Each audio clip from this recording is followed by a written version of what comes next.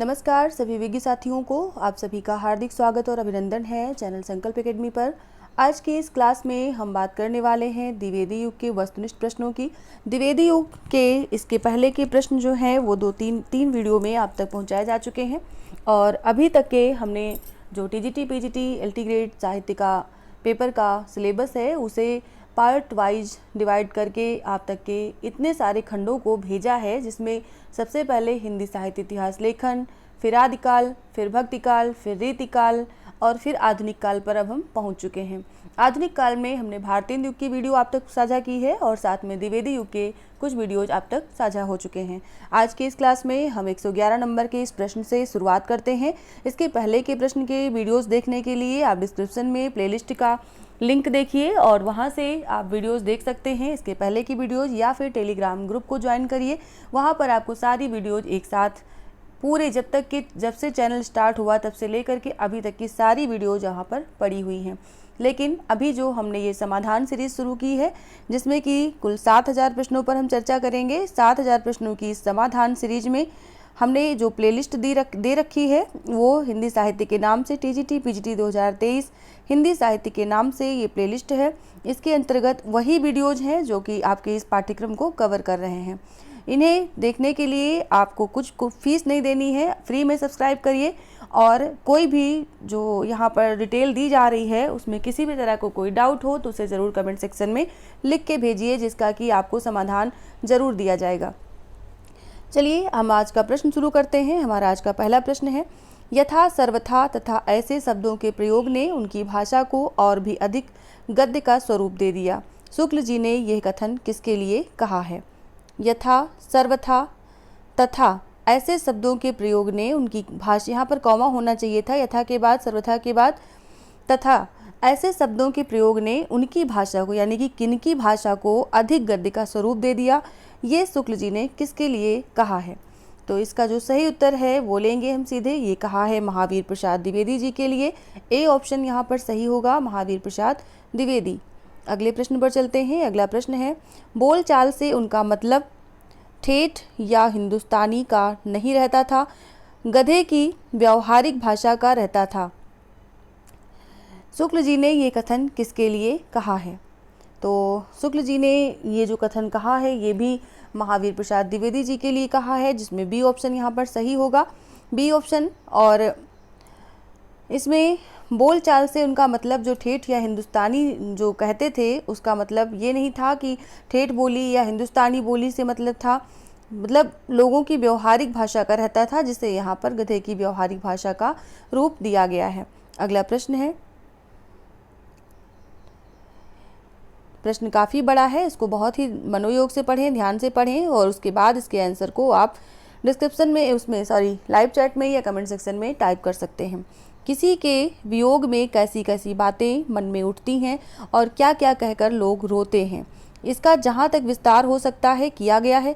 परंपरा पालन के लिए जो दृश्य वर्णन है वो किसी बगीचे में लगे हुए पेड़ पौधों के नाम गिनने के समान है। इसी से शायद करील का नाम छूट गया और हरिओ जी के किस ग्रंथ के लिए ये कहा गया है। ये जो यहाँ पर कथन दिया गया है इसमें करील के वृक्ष, करील के फल की बात की गई है, जिसमें कि इतना सारा वर्णन करने के बाद करील का शब्द छूट गया था, जिसे यहाँ पर हरिओ जी के किस ग्रंथ के लिए कहा गया है कि उनके इस ग्रंथ में करील का शब्द छूटा हुआ है। बाकी सभी बातें, सभी प्रकार की परंपरा पालन के दृश्य वर्णन है, हर प्रकार के बगीचे में लगने वाले पेड़ पौधों के नाम हैं, गिनने के समान है। और इसके बाद में यहाँ पर बात हो रही है इस रचना का क्या नाम है जिसमें ये सब वर्णन दिया गया है। तो ये रचना है प्रिय प्रवास, सी विकल्प यहाँ पर सही होगा प्रिय प्रवास के लिए। अगला प्रश्न है, श्रांत पथिक इनमें से किसका अनुवाद है? श्रांत पथिक इनमें से किसका अनुवाद है? इसका जो सही उत्तर है वो है गोल्ड स्मिथ के ट्रैवलर का अनुवाद है। ए ऑप्शन यहाँ पर सही होगा। गोल्ड स्मिथ के ट्रैवलर का अनुवाद शांत पथिक नाम से श्रीधर पाठक ने किया था और ये बहुत पूछी जाने वाली रचना भी है। ट्रैवलर भी पूछी जा सकती है और या फिर शांत पथिक भी पूछी जा सकती है। अगला प्रश्न है, जैसी चलती और रसीली इनकी ब्रज भाषा होती थी, वैसा ही कोमल और मधुर संस्कृत पद्य विन्यास भी। शुक्ल जी ने ये कथन किसके लिए कहा है? इसका जो सही उत्तर है वो है श्रीधर पाठक के लिए कहा है। ए ऑप्शन यहाँ पर सही होगा। श्रीधर पाठक की रचनाओं के लिए उन्होंने ये कहा है, उनकी भाषा के लिए, कि जिस प्रकार से इनकी चलती और रसीली भाषा जो ब्रज भाषा होती थी, वैसा ही कोमल और मधुर संस्कृत पद्य विन्यास भी इनकी रचनाओं में देखने को मिलता है। अगला प्रश्न है, नाना कृपान निज पान लिए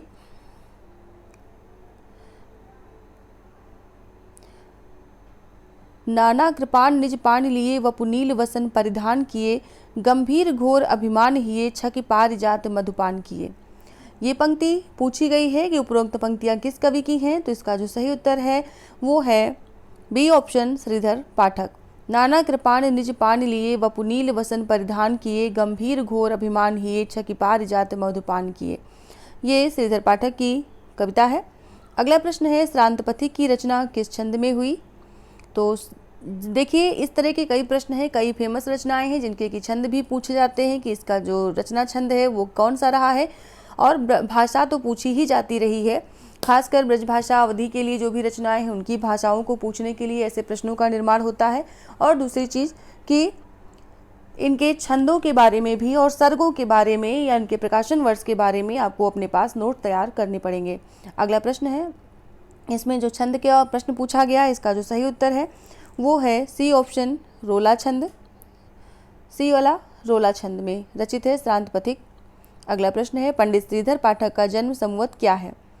इनका जन्म संवत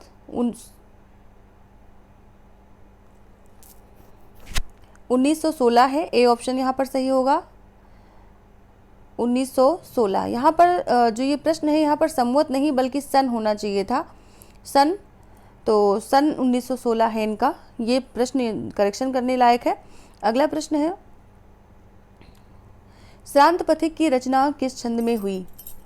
तो शायद अच्छा ये प्रश्न ले चुके हैं। अगले प्रश्न पर चलते हैं। वेदने तू भी भली बनी पाई, यहाँ पर पाठ लिखा हुआ है, यहाँ पर होगा पाई। पाई मैंने आज तुझी में अपनी चाह घनी। प्रसिद्ध पंक्तियाँ मैथिली शरण गुप्त जी के किस काव्य से हैं? इसका सही उत्तर देखिए, आप लोगों को सुनने में ऐसा लग रहा होगा कि ऑप्शन दिए ही नहीं जाते या उनके लिए समय नहीं दिया जाता कि आप अपने आंसर को टाइप कर सकें, लेकिन हमने शुरुआत में ही कहा था हम जो ये सीरीज चलाएंगे इसमें जो प्रश्न लेंगे इनके सीधे उत्तर ही लेंगे, जिससे कि आप कम समय में ज़्यादा से ज़्यादा प्रश्नों को देख सकें, टच कर सकें। इसलिए ज़्यादा समय ना लेते हुए हम सीधे उत्तर को दे रहे हैं। इसका जो सही उत्तर है, ये प्रसिद्ध पंक्तियाँ किस काव्य से हैं? तो ये पंक्तियाँ हैं सी ऑप्शन साकेत से। अगला प्रश्न है, सखी नील नभस्सर से उतरा, सखी नील नभस्सर से उतरा यह हंस आहा तरता तरता, अब मौलिक तारक मौक्तिक शेष नहीं, निकला जिनको चरता चरता। प्रस्तुत पंक्तियाँ निम्न में से किसकी हैं? तो ये पंक्तियाँ बहुत ज़्यादा पूछी जाने वाली पंक्तियाँ हैं और ये मतलब ऐसे ही याद करने में इसका जो छंद है बहुत ही ज़्यादा मनोहर लगता है, तो आप लोग भी इसको बढ़िया से गा के अच्छे से याद कर सकते हैं। सखी नील नभस्सर से उतरा यह हंस आहा तिरता तिरता, अब तारक मौक्तिक शेष नहीं, निकला जिनको चरता चरता। यहाँ पर तरता तरता लिखा है, लेकिन यहाँ मेरे हिसाब से तिरता तिरता होना चाहिए था। तो ये जो पंक्तियाँ हैं ये हैं सी ऑप्शन मैथिली शरण गुप्त की। अगला प्रश्न है, गुप्त जी की रचनाओं के भीतर कितनी अवस्थाएं लक्षित होती हैं? तो यहाँ पर अवस्थाओं को पहले हम स्पष्ट कर दें, उसके बाद आपके उत्तर को देंगे। अवस्था से मतलब होता है जैसे कि भाषा की सफाई, मतलब भाषा किस प्रकार की यूज की गई है। दूसरी चीज़ कि शब्दों में किस प्रकार की बनावट है। तीसरी कि लाक्षणिकता या अभिधा या व्यंजना क्या देखने को मिल रहा है। तो इस प्रकार से ये सब अवस्थाएं होती हैं। तो गुप्त जी की रचनाओं के भीतर कितनी अवस्थाएं लक्षित होती हैं? इसका जो सही उत्तर है वो है बी ऑप्शन यानी कि 3, जिसमें कि पहली अवस्था में इनकी भाषा की सफाई है, दूसरी में संस्कृत के उबड़ खाबड़ शब्दों में विचित्रता को दर्शाया गया है, तीसरी लाक्षणिकता की अभिव्यंजना देखने को मिलती है। तो ये 3 अवस्थाएं इनके काव्य में लक्षित होती हैं। अगला प्रश्न है, गुप्त जी वास्तव में किस प्रकार के कवि हैं?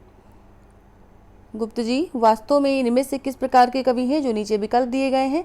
तो इनका जो कवि का स्वरूप है एक तरह से कि किस प्रकार के कवि की श्रेणी में आएंगे, तो ये है सामंजस्यवादी, यानी कि सी ऑप्शन यहाँ पर सही होगा, सामंजस्यवादी। अगला प्रश्न है, क्षत्रिय सुनो अब तो कुयस की कालिमा को मेट दो, निज देश को जीवन सहित तनमन तथा धन भेंट दो। वैश्यों सुनो व्यापार सारा, मिट चुका है देश का, सब धन विदेशी हर रहे हैं, पार क्या है क्लेश का।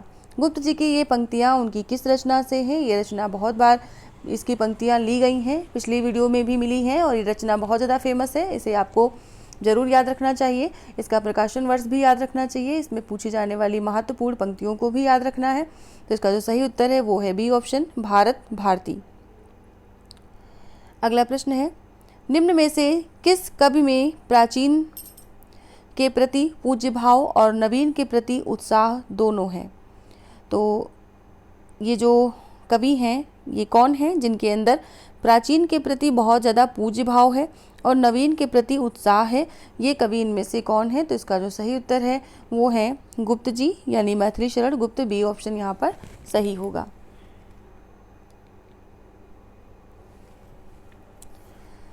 अगला प्रश्न है, गुप्त जी का कुछ झुकाव प्रगीत मुक्तकों और अभिव्यंजना के लाक्षणिक वैचित्र की ओर भी था। इस झुकाव का आभास उनकी किस रचना में पाया जाता है? इसका जो सही उत्तर है, देखिए प्रश्न बहुत ही ज़्यादा अच्छे चुने गए हैं आप लोगों की परीक्षा के मद्देनज़र, खासकर 2021 की जो टीजीटी परीक्षा हुई थी और पीजीटी परीक्षा के प्रश्न जो पूछे गए थे उनके आधार पर, क्योंकि हर पेपर का जो पैटर्न होता है उसमें 3 तरह के पैटर्न को अपनाया जाता है। एक तो सरल होते हैं प्रश्न, दूसरे कठिन होते हैं और बीच के जो होते हैं वो मध्यम होते हैं। यानी कि तीनों आपको पढ़ना है, बहुत ज़्यादा ना ज़्यादा मतलब पूरा पेपर ना तो पूरे क्वेश्चन में डीप ही पूछा जाता है, सरल क्वेश्चन भी उसमें होंगे, ना तो बहुत ज़्यादा कठिन ही पूछा जाता है, ना है बहुत ज़्यादा सरल ही पूछा जाता है। 3 टाइप के प्रश्न उसमें होते हैं। तो उसी प्रकार से इस वीडियो में या फिर इस बुक में भी जो क्वेश्चन दिए गए हैं उनमें ये सामंजस्य रखने की कोशिश की गई है कि आपको हर प्रकार के प्रश्न को देखने को मिले, क्योंकि आप द्विवेदी युग पढ़ रहे हैं। अब द्विवेदी युग के जितने भी प्रश्न पढ़ रहे हैं, ज़रूरी नहीं इनमें से सभी जो है मतलब जितने भी प्रश्न दिए गए हैं उनमें से जो पूछे जाएं आपसे, या सरल या कठिन या कोई भी, तो पूछा तो द्विवेदी युग से 1 या 2 ही प्रश्न जाएगा, लेकिन तैयारी तो आप पूरे प्रश्नों की कर रहे हैं। तो इसलिए किसी भी प्रश्न को सरल न माने, किसी भी प्रश्न को बहुत कठिन न माने और उसको बस अपनी नज़र के सामने से गुजरने दें, अच्छे से सुने और बस अपने आप वो तैयार होता जाएगा। तो इसका जो सही उत्तर है उसे लेंगे, ये है साकेत, रचना है साकेत। साकेत में मुक्तकों के प्रति कुछ झुकाव और अभिव्यंजना के लाक्षणिक वैचित्र को भी देखने को मिलता है। अगले प्रश्न पर बात करेंगे। अगला प्रश्न है, गुप्त जी की रचनाओं के भीतर 3 अवस्थाएं लक्षित होती हैं। प्रथम अवस्था भाषा की सफाई की है। इस अवस्था से लक्षित निम्न में से कौन सी रचना है? ऊपर के प्रश्न में हमने इन 3 अवस्थाओं के बारे में चर्चा की थी, जिसमें से प्रथम अवस्था पर ये प्रश्न बना दिया गया है कि प्रथम अवस्था भाषा की सफाई की है, तो इसमें इस अवस्था में लक्षित निम्न में से कौन सी रचना है? इस अवस्था पर साध्य की गई इसमें से कौन सी रचना है जो कि ऑप्शन में दी गई है? तो इसका जो सही उत्तर है वो है भारत भारती, यानी कि सी ऑप्शन यहाँ पर सही होगा। अगला प्रश्न है, चित्तौड़ और बूंदी के राजघराने से संबंध रखने वाली राजपूती आन की एक कथा को लेकर इनमें से किस काव्य की रचना हुई है? चित्तौड़ और बूंदी, कल इस प्रश्न पर बात हुई थी, लेकिन हमने उस प्रश्न में आपको ये नहीं बताया था कि राजपूती आन की जो कथा है वो किस स्थान से संबंधित है। इस प्रश्न में आपको वो भी देखने को मिल जा रहा है। चित्तौड़ और बूंदी के राजघराने में जो राजपूती आन की कथा को लेकर के काव्य की रचना हुई है वो है सी ऑप्शन, रंग में भंग। अगला प्रश्न है, मुसद्दसे हाली के ढंग पर भारतीयों की या हिंदुओं की भूत और वर्तमान दिशाओं की विषमता इनमें से किस रचना में दिखाई पड़ती है? भारतीयों की या हिंदुओं की भूत और वर्तमान दिशाओं की, दिशा नहीं यहाँ पर दशा होना चाहिए था, दशाओं की विषमता इनमें से किस रचना में दिखाई पड़ती है? तो इसका जो सही उत्तर है वो है भारत भारती, बी ऑप्शन यहाँ पर सही हो जाएगा। अगला प्रश्न है, भारत भारती के विषय पर आधारित बहुत दिनों बाद गुप्त जी ने कौन सी रचना प्रकाशित कराई। भारत भारती की जो तर्ज थी, जो वर्ड विषय था, उसी के आधार पर जो रचना है इसके बाद जो लिखी गई गुप्त जी के द्वारा, वो कौन सी रचना है, तो वो है हिंदू। सी ऑप्शन यहाँ पर सही होगा, जो कि भारत भारती के विषय पर आधारित रचना मानी जाती है। अगला प्रश्न है, गुप्त जी की फुटकल रचनाएं किस काव्य संग्रह में संग्रहित हैं। गुप्त जी की फुटकल रचनाएं किस काव्य संग्रह में संग्रहित हैं, उस संग्रह का नाम बताना है जिसमें उनकी फुटकल रचनाएं संग्रहित की गई हैं, वो है मंगल घट। डी ऑप्शन यहाँ पर सही होगा, मंगल घट में गुप्त जी की फुटकल रचनाएं संग्रहित हैं। अगला प्रश्न है, गुप्त जी की किस रचना में सिख गुरु के महत्व का वर्णन है। तो ये जो रचना है, ये इसका मतलब सिखों से संबंध है, लेकिन ये गुप्त जी की रचना है, इसलिए द्विवेदी युग में ये पूछी जा रही है कि उनकी ऐसी कौन सी रचना है जिसमें उन्होंने सिखों के गुरुओं के महत्व का वर्णन किया है। तो वो रचना है बी ऑप्शन, गुरुकुल। गुरुकुल में सिख गुरुओं के महत्व का वर्णन किया गया है। अगला प्रश्न है, निम्न में से किस काव्य की रचना उस समय हुई जब गुप्त जी की प्रवृत्ति खड़ी बोली में गीत काव्य प्रस्तुत करने की और भी हो गई थी। उस समय हुई जब गुप्त जी की प्रवृत्ति खड़ी बोली में गीत काव्य प्रस्तुत करने की और भी हो गई थी। तो ये रचना जो है वो है वैतालिक। सी ऑप्शन यहाँ पर है। इसमें इस समय जब उन्होंने वैतालिक की रचना की, तो उस समय उनकी जो काव्य की रचना मतलब जो उनकी प्रवृत्ति थी खड़ी बोली में गीत काव्य प्रस्तुत करने की, वो और भी ज़्यादा प्रबल हो गई थी, जिसके कारण उन्होंने वैतालिक रचना जब की तो उसमें खड़ी बोली का जो महात्म्य देखने को मिला वो बिल्कुल अलग सा देखने को मिला। अगला प्रश्न है, उर्मिला काव्य से उपेक्षित न रह जाए, इसके लिए गुप्त जी ने साकेत में 2 सर्गों में उनके वियोग का वर्णन किया है। वो 2 सर्ग कौन से हैं। ये 2 सर्ग बहुत महत्वपूर्ण हैं साकेत के, जो कि दोनों बहुत मार्मिक सर्ग माने जाते हैं। इनमें से एक विशेष रूप से मार्मिक माना जाता है, एक आंशिक रूप से माना जाता है। दोनों सर्ग यहाँ पर आपको विकल्प में दिए गए हैं, इनमें से बताना है वो सर्ग कौन से हैं, संख्या उनकी कौन सी है, जिसमें कि उर्मिला के विरह वर्णन का, वियोग वर्णन का को प्रस्तुत किया गया है। तो इसका जो सही उत्तर है वो है 9 और 10, यानी डी ऑप्शन। 9वां और 10वां सर्ग जो है साकेत का, उसमें उर्मिला को केंद्र में रख करके काव्य रचा गया है। अगला प्रश्न है, गुप्त जी ने काव्य का नाम साकेत रखा है, जिसका तात्पर्य है, जो साकेत रखा है इस महाकाव्य का नाम, उसका तात्पर्य क्या है। इसमें से ऑप्शन देख करके आपको बताने हैं। अयोध्या में होने वाली घटनाओं और परिस्थितियों का वर्णन। बी है अयोध्या में घटने वाली घटनाओं का वर्णन। सी अयोध्या में वर्तमान समय में होने वाली घटनाओं का वर्णन। डी अवध की विभिन्न परिस्थितियों का वर्णन।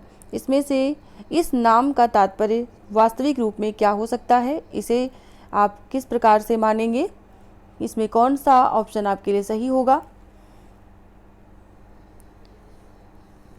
तो ए ऑप्शन यहाँ पर सही है, अयोध्या में होने वाली घटनाओं और परिस्थितियों का वर्णन। तो वैसे तो साकेत शब्द जो है वो पाली भाषा से लिया गया है, पाली भाषा का शब्द है जिसका अर्थ है अयोध्या, मतलब साकेत का अर्थ ही है अयोध्या। पर गुप्त जी के द्वारा जो महाकाव्य रचा गया है साकेत नाम से, उसका तात्पर्य है अयोध्या में घटित होने वाली घटनाओं व परिस्थितियों का वर्णन।